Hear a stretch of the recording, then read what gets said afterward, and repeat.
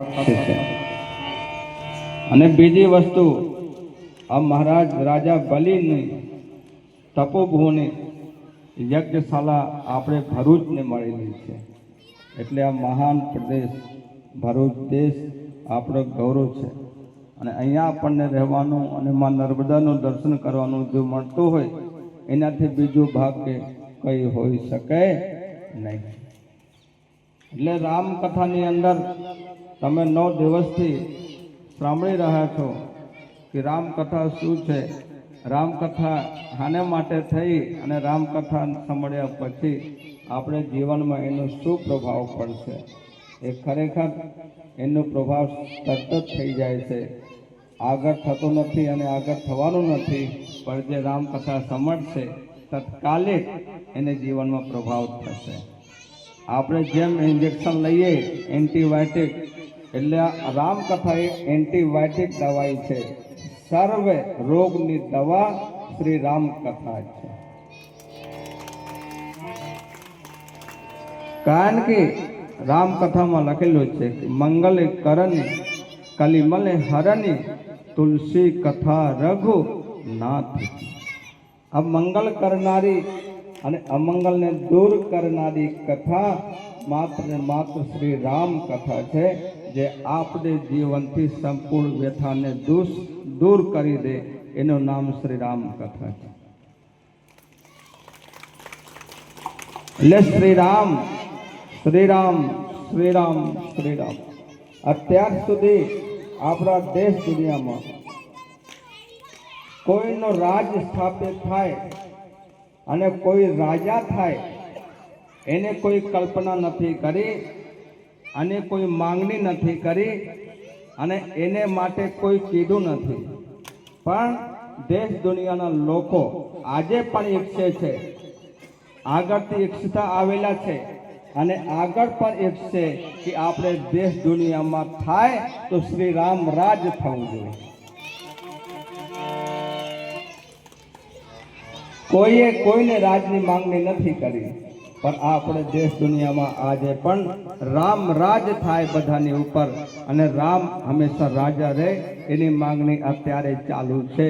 એટલે એનું નામ શ્રી રામ કથા છે. રામ કથા છે. રામ કથા.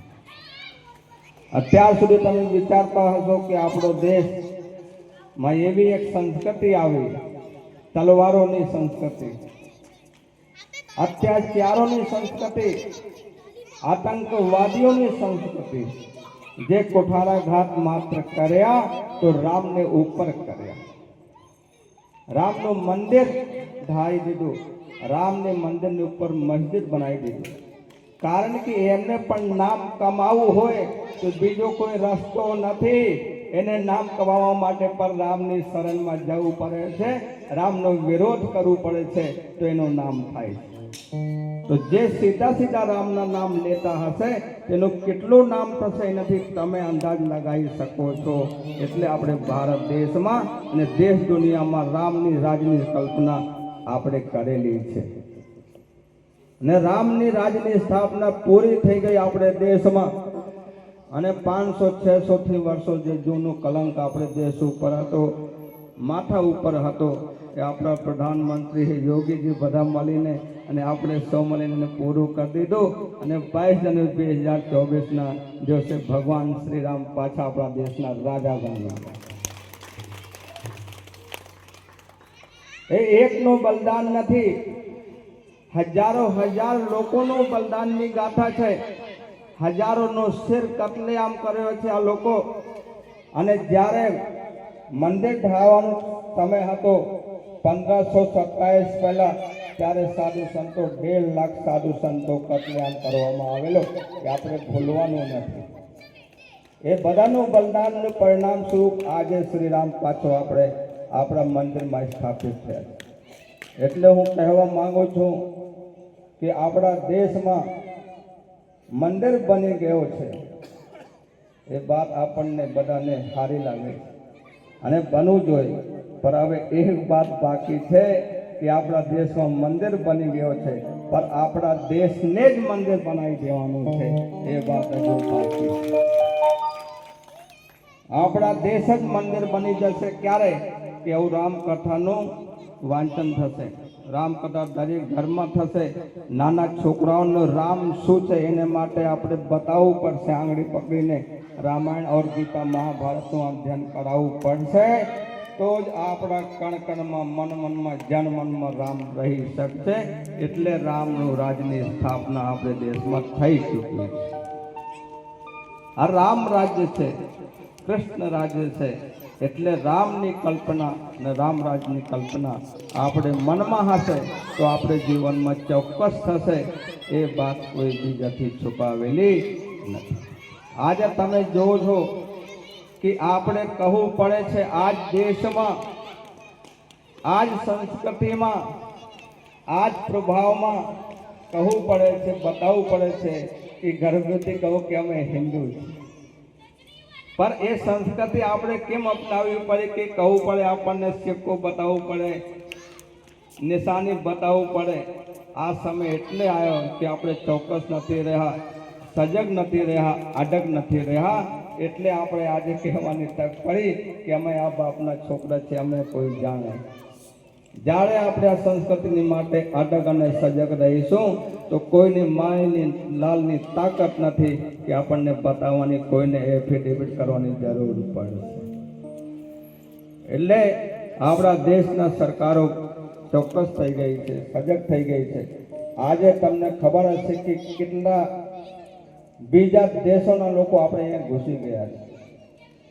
एमने एक ज वस्तु आवे छे कि भारत ने खंड खंड करो, बम फेंकी. अरे तमे एक बम फेंको, तमारा एक बम थी कशुं थवानुं नथी. अमारा तो एक देव छे जीता जागता, जेनी पूजा माटे अमारे बम बम ज करवू पड़े छे.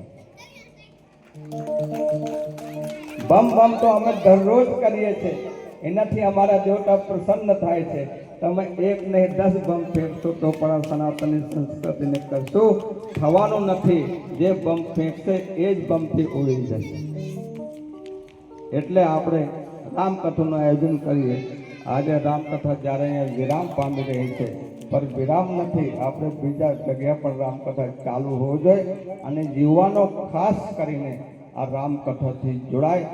हूँ खास करीने युवानोने कहीश, प्रार्थना करीश, कारण कि रामकथा युवानोने ज काम लागे छे, गीता युवानोने काम लागे छे, महाभारत युवानोने काम लागे छे. बाकी गैडापणमां तो बधुं आपोआप ज बधुं सिद्धल थई जशे, कशुं काम लागवानुं नथी. जे समझशो ए ज रहेशे. एटले हनुमानजी महाराज ने तमे वार्ता जो सुंदरकांडनी अंदर, तो हनुमानजी ने जोश चढ़्यो कि शुं शुं करी दऊं.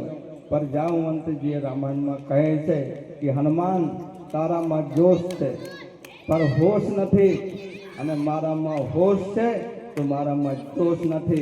एटले वडीलोनुं सम्मान थवुं जोईए. एटले आ रामचरित मानस छे. हनुमानजी कीधुं, जामवंतजी शुं करी दऊं?